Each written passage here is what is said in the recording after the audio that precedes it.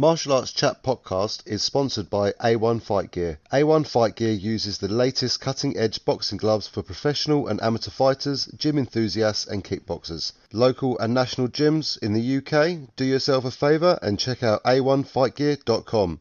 And if you're wanting to get into shape, get back into shape, then go to beastgear.co.uk. Use the coupon code MartialArtsChat to save 15% off your purchases. They've got core sliders, straps and barbell pads and complete strength and conditioning programs to suit your needs. We are also sponsored by Feel Supreme. FeelSupreme.co.uk offers CBD oil and natural nutrition. They will assist your progress in diet and lifestyle. Natural supplements and complementary services such as yoga, mind coaching and weight cutting programs. Finally, we are also sponsored by World of Martial Arts Television. WOMA.tv produces, finds, acquires, commissions and presents all you ever wanted to know about martial arts. Hello, my name's Chris Allen and this is the Martial Arts Chat podcast. Today I'm being joined by a true martial artist. I'm such an honour to have this gentleman on. He is the founder of Whistle Kick. He is Jeremy Lesniak. Jeremy, how are you doing, my friend? I'm doing great. Thanks for that introduction. I'm honored. A true martial artist. I don't necessarily know it. I know what that means. What does that mean? What does that mean? And am I that? I don't know. I don't know. I think that's a topic for another. I think that's a topic for another book. I think you need to write, Jeremy, on that one. I've got too many books in the works. I don't know if I can do that. Somebody needs to find me a way to not sleep, so I can write all these books and such. Find this man a coffee sponsor and a strong one as well. Yes. Coffee sponsor would be great, actually. That's it. Yeah, you are. I know you guys like your coffee over here. Like everyone says when they speak to us in the UK, says you guys drink a lot of tea. Like, yeah, not a lot of us drink coffee over here. We are a big tea nation. Tea with milk, obviously, as well. Everyone thinks we're strange at that as well, to be fair. Well, I mean, we used to drink a lot of tea here too until, you guys and us, we stopped being friends. Started coffee. That's it. We're going to build the relationship starting now on this podcast today from across the water. Right, we'll build it back up. We'll be fast friends. Forget everything that's happened. That's it. That's what I like to hear. Well, Jeremy, memories. Obviously, we've got you on today. When I talk to you guys, anyone, I'd love to hear about your story, where it all began, how you got to where you are now. Because for everyone out there who might not know exactly about your background, tell us how it all started. I know you started karate at 4 years old, so give us how were you introduced to karate at such a young age? Yeah. So it's the early '80s, and I'm growing up in a small town in the northeast of the U.S., state called Maine, and I have extremely vague memories of this moment, and to be honest, maybe those memories are just concocted from the stories that I've heard my mother tell, that we were at the beach, the public beach, and some new people had moved to town, and she ended up talking to them and came to learn that they were going to start teaching karate in the local community center. And did I want to try that? Now, of course, I'm 4 years old. I have no idea what's going on. I've not seen any Bruce Lee movies. I have no context for what martial arts is in any form. And I just said, okay, that sounds fun, because it was presented as something that would be fun. Yeah. And so I ran back into the water in my Aquaman t-shirt, because in the summer I was always wearing that Aquaman t-shirt. Amazing. Amazing. And a couple months later, they started teaching classes. It was sometime in September, and that just kicked it off. I started training in karate and just kept training in something all the way up through now, where I'm training in multiple things. That's incredible. So was it was a parental influence then? Like, have any of either parents had a martial arts background at all, or was it literally just something that was presented to you? It was just presented to me. My mother had no experience with martial arts. To be honest, I'm not sure what her understanding even of martial arts was at that time. She started training a couple years after me and continues to train to this day. But there was no, here's an opportunity. We need to do this because of XYZ. I don't think it was anything other than some vague idea that it might be beneficial for me. And of course, at 4 years old, back in the early '80s, there were so few. I don't know what the context was like over there, but over here we had very few child-focused classes. There were no kids classes the way that there are today. And even my instructors have gone on record to say, we took you at 4, and after that we said nobody under 6. Because it's such a challenge. Anybody that's ever had someone that young in a class, especially in a mixed age class, knows it can be a nightmare. Yeah, and one thing I've noticed in gyms I've gone to where a couple of guys, MMA fighters I know, where they take kids classes and some younger than 6 years old.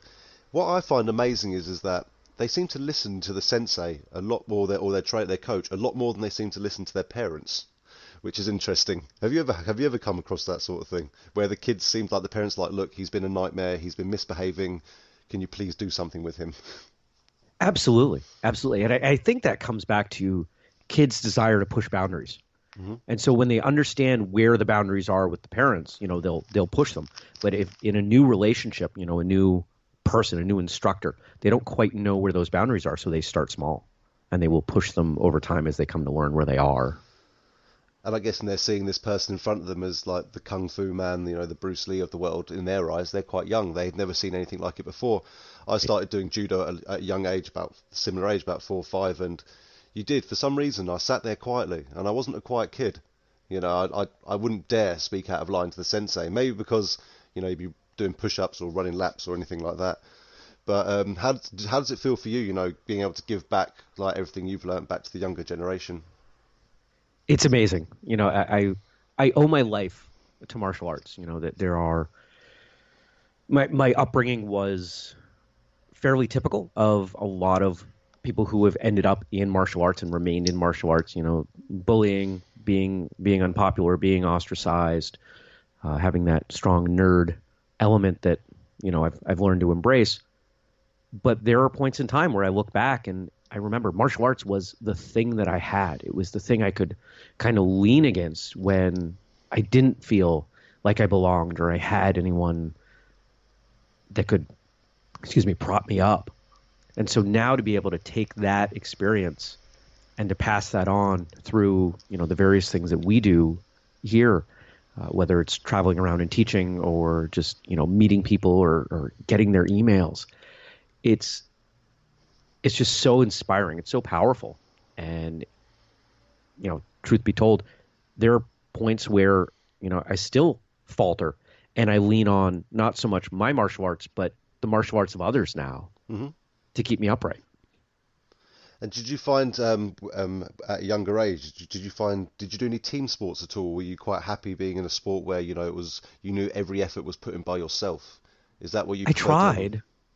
tried, I tried, soccer, football, your football, is big over here. I mean, everywhere in the U.S. Yeah, congratulations, It's the a women big. just won the World Cup. You know. That's right. That's right. We crushed it. I should say we. The royal we. They did a phenomenal job. And what's fun about that, as a brief aside, is their win is hopefully it looks like may completely change the way women's sports are received and compensated in the United States. So fingers crossed on that we'll start to see a little bit more of a push towards equality. But I tried. I participated in soccer from a very, very early age. And because team sports tend to reflect social dynamics, I wasn't past the ball. I didn't have those opportunities to develop. I had some skill. I was never going to be the best person on the team. But despite the skill, because of my social context, my place as, the nerd in school, I didn't do well. So ultimately, I pulled back on soccer and other team sports. I ran track for a little bit because, it was, a semi-team sport. The events, of course, are individual. Which mine were. I was a hurdler. And I focused on martial arts competition because whatever it was I put in, that's what I got back. I didn't have to worry about not getting the results warranted because so-and-so didn't like me. Yeah, I know what you mean, and it's almost like the old saying, leaving it into the judge's hands. You want everything to be in your control, and that if you didn't win that fight, it was down to maybe something you did, opposed to you're playing soccer and you score a hat trick, you score 3 goals, but you still lose 4-3, but you're still man of the match, but you didn't win. Right. So it's like self-rewarding as such, as you say, and it's interesting. A lot of fighters think the same thing as well. So what do you say to these sort of, we're seeing a lot more people from the NFL and other sporting organisations having their hand at MMA. How hard do you feel that transition for them going into MMA and just being on your own opposed to having a team would be for that person? I think it's really interesting, and when when I follow MMA, when I'm watching, the thing that I find most interesting about it is the different ways that athleticism can come through. You can have someone who comes out of the NFL who understands how to move their body, how to block, how to position themselves. You can give them, honestly, 12 months of MMA training, and they can do at least well Yeah, because they're such an athlete, because they understand their body, because they know how to orient themselves with other people, say they're a lineman or something. Or you take someone more out of the back who can run, who can move, and who can run circles around the person that they're fighting. yeah, When MMA started, we looked at it strictly as the martial arts skills that were involved. And now we're at a point where, as you're saying, people are able to come in from different things and represent their athleticism, whatever that means to them, and incorporate, their striking, their grappling, whatever it is that builds their own personal flavor of their attack defense. and what I find even more incredible as well is that you've got people from the WWE that come over to MMA and do well. And they're yeah, it's not as such, they sort of are coming as a team because I know it's all choreographed with each other, but again, they're not coming from a real competitive nature because they know the outcome. So how do you feel about these WWE and WF guys coming to MMA? Look at Brock Lesnar. He went on a tear. He won the heavyweight title. Right. Well, he is an NCAA Division One champion. Right, and that's the part that I think people may forget when they talk about Brock Lesnar, is that he was such a dominant force in collegiate wrestling. And then when he went into the WWE, I spent a few years, heavily watching pro wrestling when I was in college. Yeah. And I enjoyed watching Brock Lesnar because of the sheer athleticism. When I think back to his career in the WWE, the thing that is most lodged in my mind, he had a match with Mark Henry, who at the time was over 400 pounds. And you can say what you want about professional wrestling and it being quote unquote fake, but to make that stuff happen, it still requires a tremendous amount of strength and athleticism and the ability to move in a way that very few people can do. Yeah, and a very high pain threshold as well. Absolutely. But here he is, he has this match, and Brock Lesnar's finishing move in the WWE required putting people up on his shoulders. Yeah, I remember the move, yeah. He manages to get this 400-plus pound man on his shoulders, standing up, and then he manages to pop him off his shoulders. Now, not gracefully, but he still made it happen. How many people in the UFC or any pro fight circuit can put a 400-pound man on their shoulder and then forcefully elevate him against gravity? It was a remarkable feat. And then when he had his match against Randy Couture, I was sitting around with some folks I was training jiu-jitsu with, and everybody was predicting Couture was going to win by this dominant victory. And I said, I don't think you guys have actually seen this man wrestle before.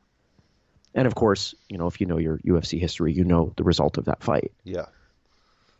And he dropped Randy as well, and I think he dropped Randy with a punch as well, if I remember rightly at one point. I think that's how he won the fight, so he obviously learned to stand up as well, but you knew his strength, from his short punches on the ground, he was so heavy, and just from small punches like when he fought Frank Mir, the power he would generate, and that comes from years and years and years of collegiate wrestling. Such a strong man. So when we look at some of the other people who have moved back and forth, Ronda Rousey kind of, go in the other direction. Yeah. I think that there's a lot more similarity between those two disciplines than a lot of people would recognize. That, yes, we have unscripted things happening in mixed martial arts and over in professional wrestling. There is some element of script, but there's a lot of improvisational things happening. And of course, what does that have to do? Anybody who's done any kind of improv, whether it's improvised sparring or whether it's some kind of acting, you have to respond and react appropriately to what's being given to you by your partner or partners in the scene.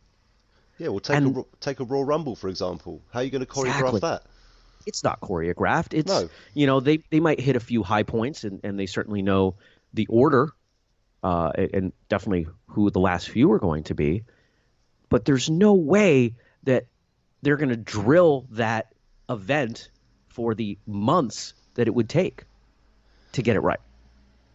Oh yeah, it's ridiculous. And do you know what? You've got to just appreciate what they put their bodies through. Like if you look back in the day of the Mick Foley days and what he put his body through is just how the guy's still alive. Makes me wonder when he went through the top of the Hell in a Cell, I think it was, straight through the canvas Yes. underneath, and also when he jumping off, getting thrown off the top of a cage. Like you can't choreograph getting thrown off. How tall are those Hell in the Cells? I'm not too Uh, sure.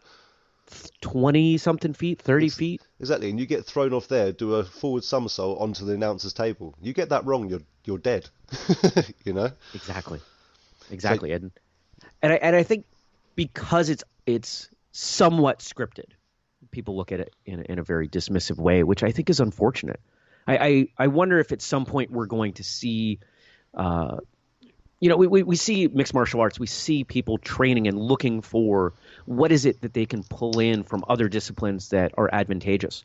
And I wonder if we're going to see some people, because of some of the success and the cross-pollination between pro wrestling and professional fighting, if people are going to start going to pro wrestling school to build up that skill set. yeah, it's just acrobatics. It's just athleticism. Like you can tell when Brock Lesnar's on the ground, he doesn't move like a guy who weighs nearly 300 pounds. He moves like an athlete, as you said. And But it's fun to watch. It's it fun to is. watch people that have that broader skill base and what they're able to do with it. And I remember watching that time Brock Lesnar, 300 pounds, probably weigh more in WE, doing a backflip off the top rope. Now, if you can do that at that weight, okay, then do you know that's scary, Yeah, isn't it? yeah, And then you have the opposite end of the spectrum where CM Punk came over to have a go, and that was nothing short of devastating for the poor guy. right, right. So But at the same time, even in a match like that where it doesn't go well, even when you don't see, oh, here's a transitional career for me, I'm going to go do this other thing, you still have a lot of exposure. You still have the fan base following, and yeah, there are a lot of people who are passionate about watching both. And would that be as common if you didn't have that shifting back and forth between the two sports? yeah, true. And it'd be interesting to know the numbers in it. You may know yourself. I reckon WWE probably does better than all the MMA organizations. It's probably one of the top one in the States, isn't it? WWE. Yeah, I would imagine so. And that's based on if you follow the attendance records, Yeah. and I don't follow pro wrestling nearly in the way that I do now. I follow it more for the business side of it because I find it fascinating. But whenever they host an event, it sells out, or darn close sells out. I mean, they're selling out arenas, and they're doing this week after week after week. And the UFC is working in that direction as well. But it doesn't have nearly the cultural pervasiveness that I think professional wrestling does. I mean, it may get there, but we're just not there yet. Yeah, WWF's come a long way though as well. You got to think how many years it's been going on for. It's one of the original sports, grappling, Exactly. and Exactly. things like that. So and it was built from all the original days of the Hulk Hogan, Ultimate Warrior days, the Undertaker day, or even though I think he still fights, doesn't he? I don't know. But that's when I used to watch it, the Hulkamania days when I was a kid, So that's that's why it's still going now. Anyway, Jerry, what I'll bring it back to you, but no, it's interesting to hear your views on WE as well. Very interesting. So, 4 years old, you're doing karate. So, what did you do for those 10 years up until 14 years old before you started competing? Were you doing anything else at all, like anything at school, studying for anything, or was it just studying normally for just normal subjects and concentrating on your fighting? I mean, honestly, I defined myself by my academics at that point. I was, I've already said I was a nerd. I was pushed academically at home. I was pushed academically in school. If there were extra opportunities for education, those I tended to. I don't know that I chose them. It was part of what was expected of me. It's what happened, and I think that ultimately set the tone for the way that I view learning. Whether that be my martial arts education or anything else. I tend to be a pretty studious person, and I tend to approach things from a very academic way. If if anyone reads things that I write or listens to any of the podcast stuff that I do, I tend to slice things up in a fairly academic, intellectual way. As much as I love my time training, I spend a lot of time thinking about training, and probably more than most people. And I don't say that in a judgmental way, but I appreciate the academic side, the intellectual side of everything that goes on in the world. I'm constantly looking, studying, listening to what other people are saying and doing. Yeah, do you know what you say? I watched a documentary on sports science not too long ago, and they were just, where they put all the pads on you and all the X-ray machines, and just to see your movements when kicking bags and pads like that. And it's interesting how fighters actually go through that sort of level of training as well, where then technology's got to such a level of advancement that you can throw a kick against a bag and it can tell you if you're 0.1 millimeter out. Right. And is that the sort of stuff you have you experienced before doing that sort of style training? Absolutely, absolutely. There's a company in, let's see, I think it's Finland, and if I'm wrong, it's definitely one of the Scandinavian countries, and I apologize to the guys there if I'm going to get it wrong. There's a company called Kick AI, and the website's like kickai.com. I have no financial relationship with them or anything, but they developed a martial arts wearable that goes around your ankle. It was started by some Taekwondo guys, and it can rate the speed of your kick, and it does some really cool stuff like that. So I got my hands on a set of those, and to spend some time with a stand-up bag in my house, just playing around with it.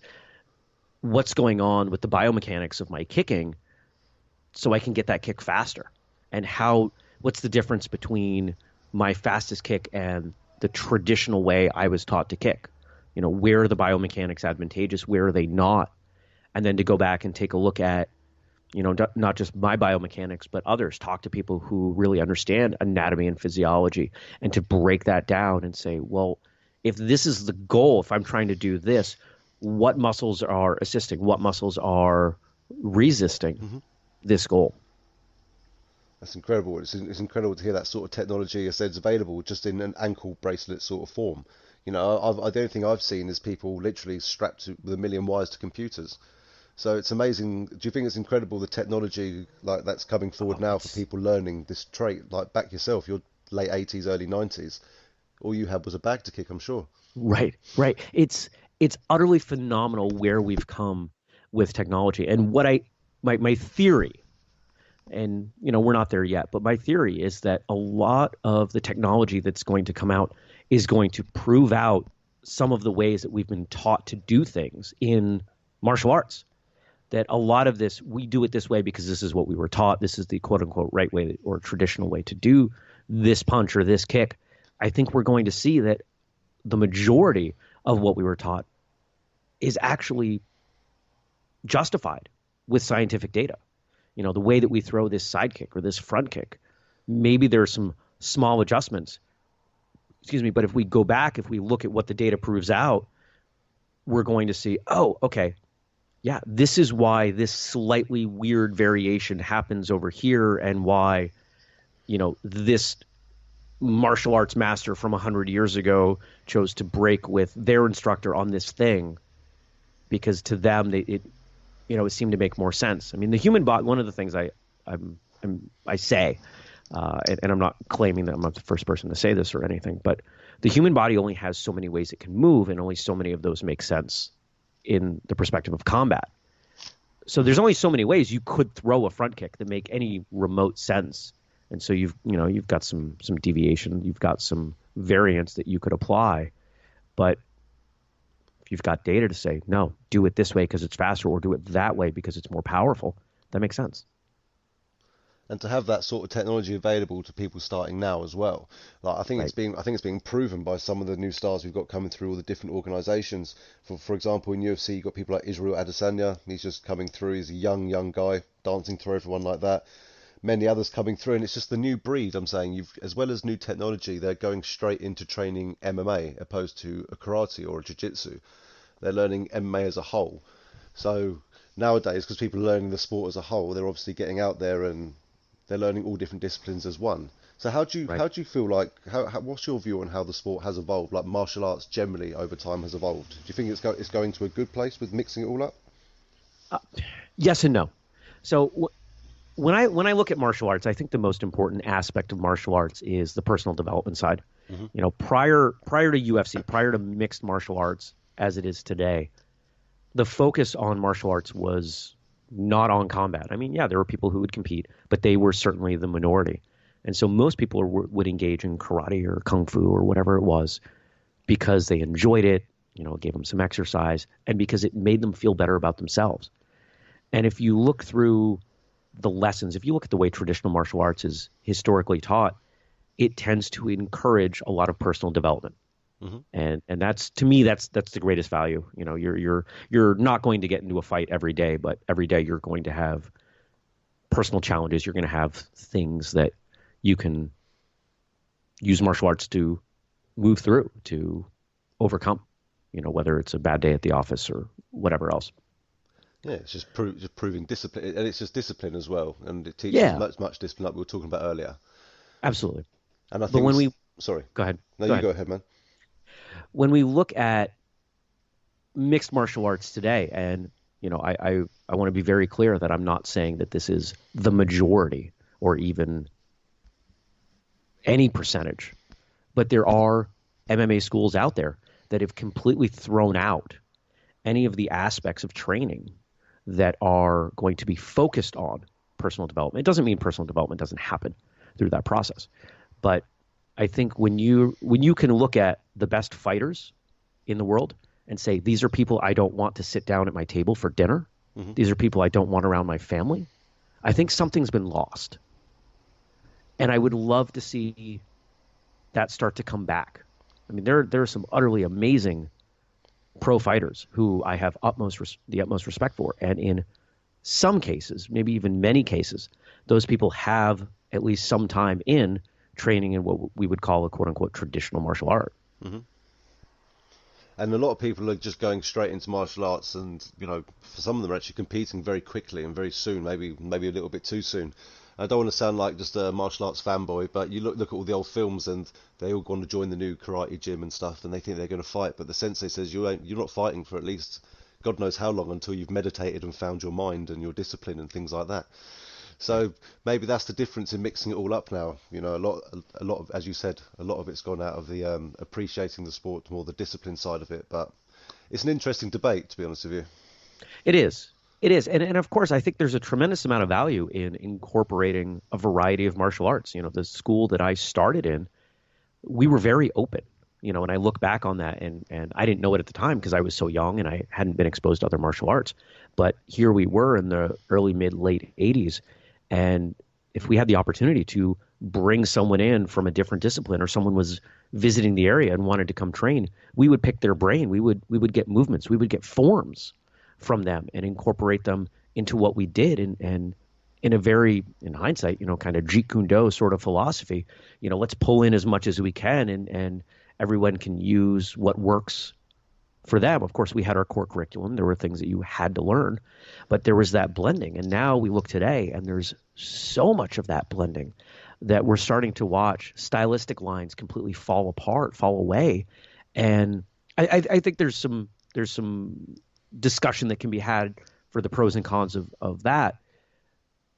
But of course, the more well-rounded a martial artist is, the more tools at your disposal, the better off you're going to be in any given situation, because life or combat, whether it's controlled or on the street, is unpredictable.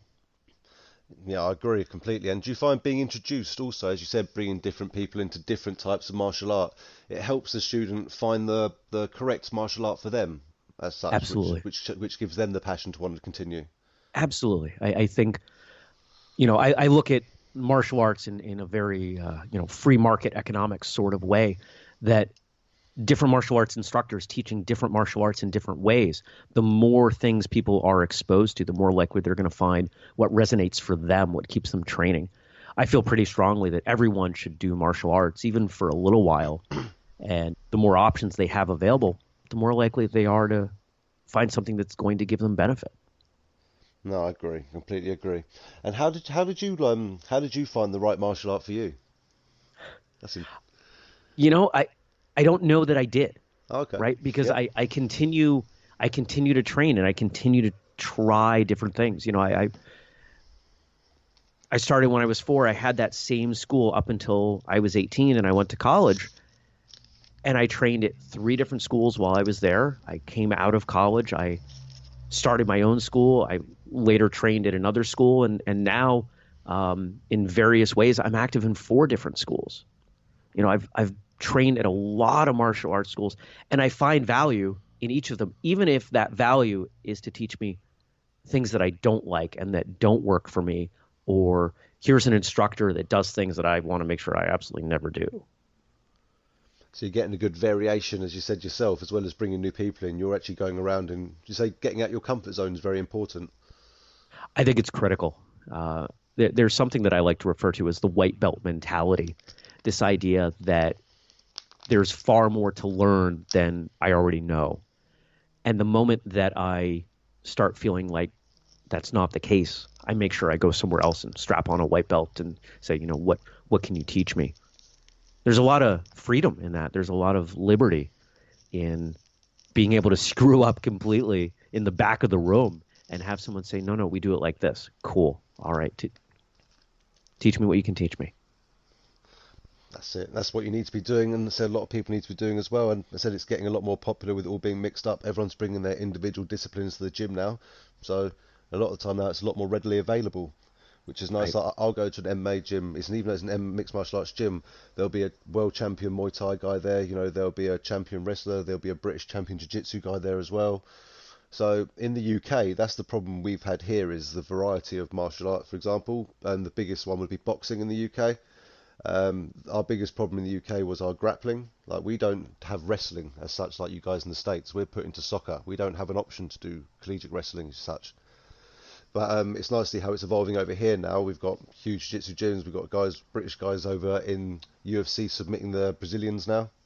So it's nice to see how all these sports are coming together and evolving, which I think is due to people like yourself bringing different people into the gyms and learning different styles. Absolutely. But one of the challenges that I see there is that, you talk about a gym where you've got someone teaching their wrestling curriculum, someone teaching their Muay Thai curriculum. And that's great because you're going to get things that work and things that maybe don't work for you. But of course, we're all a little different. But at some gyms, you've got 1 or 2 people teaching a blended MMA curriculum. Well, how many things have they cast aside to build that curriculum? They've taken a curriculum that works for them based on their philosophies and their strategies in the ring. And then you've got somebody else who comes in that maybe is built differently, that maybe, needs to be more of a speed guy than a strength guy, or, their ability to back up isn't nearly as good as their ability to move to the side. And that completely changes what's going to work for them. And are they going to get the tools from that one person teaching that blended MMA curriculum? And unfortunately, they may not. No, variety is definitely key as well, because as you said, everyone's different sizes and different shapes that are going to be in your weight class, and you need to learn how to deal with a guy who's a lot taller than you, but at the same weight class on the ground, because he'll be able to wrap you up more with the long limbs, things like that, opposed to the guy who might be short and stocky, who can't wrap you up so much, and then, as you said, you get in there and it's a bit of a shock to the system. So when you hit 14, you were saying you started competing. So what urged you to start competing in karate as you were, as you said, more academic, looking more focused on your academic side of life? Honestly, I don't know. I think there may have been some ego going on there. The idea, excuse me, that here's something that I felt like I was doing well with in my training. At that time I was a brown belt, and was recognized in my school for having some good skill, especially with forms, kata. And I knew about competition. I'd done some when I was younger, but I vaguely remember my mother and I sitting down saying, what would it look like if this was sort of my sport? There were, I think at that time, in this circuit that worked around, the half a dozen states near me, 15 competitions or so through the year, and you accumulate points and that sort of thing. What would it look like if I really tried to make a go of this? And so for 3 years, that's really what I did. I would, regardless of other academic pursuits or training, going to soccer practice and games, I would get off the bus at the dojo and I would train. And my mother was my coach, and that was 5, 6, 7 days a week, depending on what was necessary, what, I was trying to work on. And I found pretty quickly that my skill in the dojo was translating into competition. And for a nerdy outcast kid with very little to hang his hat on, that became my identity. People started, the school started sending in the results to the newspaper, and so people are coming up to me in school saying, "Hey, congratulations on your win last weekend." And for someone who doesn't have much, that felt really good. And I just kept my head down and spent the next 3 years competing, as much as I could, and really building my own confidence in my skills and improving them. And it's great, and it must be great to think like all through those years from the young age, it all paid off, even at the young age before you're 18, sort of thing. People coming up to you and saying, "Oh, congratulations on your fight." It must have made you feel a little bit like a celebrity, didn't it? It did. It did. To be known for doing something positive, anyway. Yeah. Plenty of people are known for doing things that aren't so good, but to be known for doing something that that's on the plus side is pretty great. And I made a lot of friends back then. And to be perfectly honest, some of those friends now are involved in our business dealings, with what we do now.